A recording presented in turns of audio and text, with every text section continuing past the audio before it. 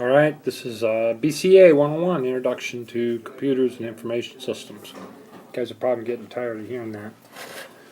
Alright, today, quick look at output devices. Displays are huge. Not literally huge, necessarily, but how we see what we see on the screen is a big deal nowadays.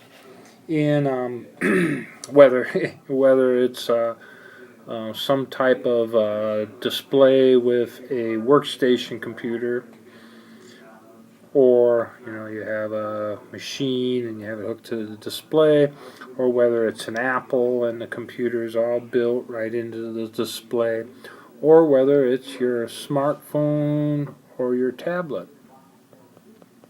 What you look at and nowadays communicate with to be able to use a touch screen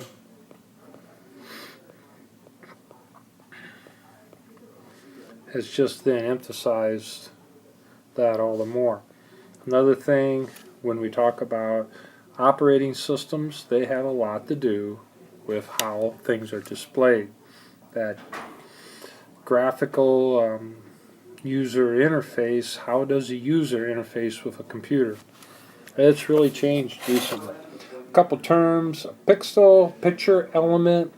The screen is made up of, a lot of screens are made up of dots, and we have so many colors per dot, and so the resolution would be how many dots each way. So in most cases, the more pixels, the higher the resolution, the better the picture. Screen size. Typically, a bigger screen is nicer for having more things on the screen. Now, some people go with two displays, and they put some things on one and some on another, or they have just one large display, and they measure those screen sizes diagonally.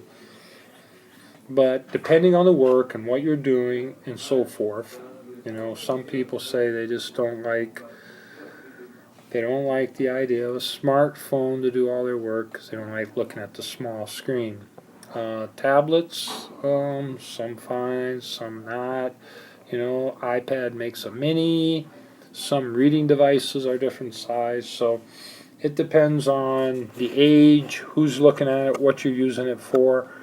It's worth the money. It's worth the money to have a really nice screen on a machine if you're doing lots of graphical work, or if you're doing gaming and those type of things.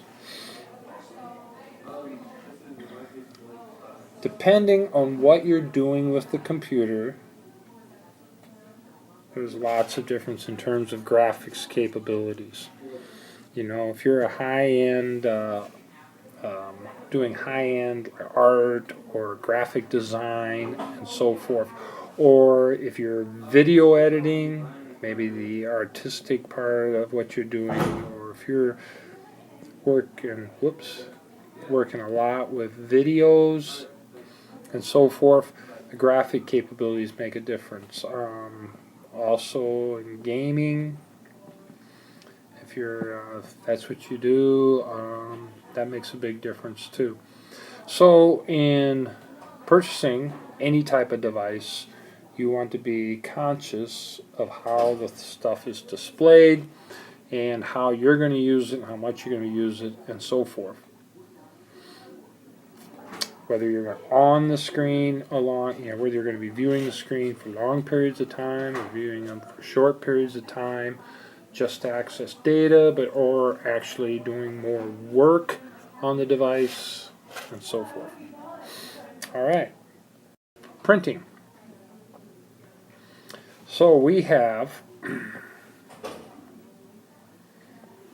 very popular are laser printers.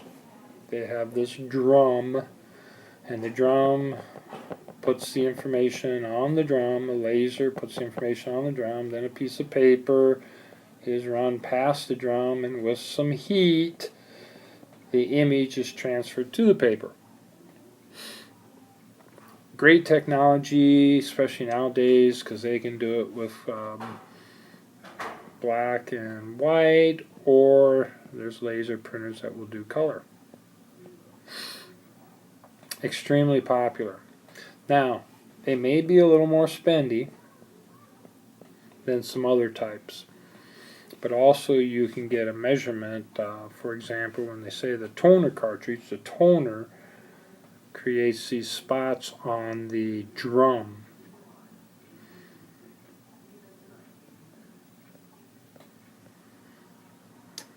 I don't know if it's toner or toner, ER. Toner creates these spots on the drum.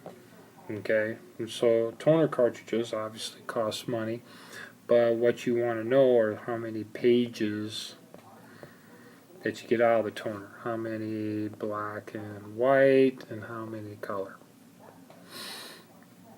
Now an inkjet printer, let's use a little line here. Inkjet printer sprays ink onto the paper. So the paper goes by, and it sprays an image onto the paper. Inkjet also has cartridges, a black one and colored one, or depending on the type of printer and so forth. The inkjet printers might be less money than a similar laser printer, but you may not get as many pages for the cost. For example, you might say, in some situations where I've actually purchased a laser printer to put in a facility, and I knew we were going to have to produce this many pages, and I knew how much the toner cartridges were going to cost, and it was way cheaper to spend extra money for the laser printer, knowing it would last a long time too, than if I would have bought a much cheaper inkjet printer, but then over time would have had to replace the cartridges. Plotter. A plotter is a way to create a large printout. For example, they work a variety of ways nowadays. Some have these spools of paper that you can run through the device, or some will lay out a page on a device, and the plotting device will move across and up and down and put the image on there. Things plotters used for, well, typically architectural type drawings or blueprints and so forth are the most common thing, even though some people will create posters with plotters or large printouts of schematics and so forth. So that has a certain niche in the world. Something new are these 3D printers. They're called printers, but they actually create an object. You can put the information into it, and it builds it. It starts building the object, and then it just keeps building layers until you get something. Like if you're building creating a spoon, it would create the layers all up until you had a spoon.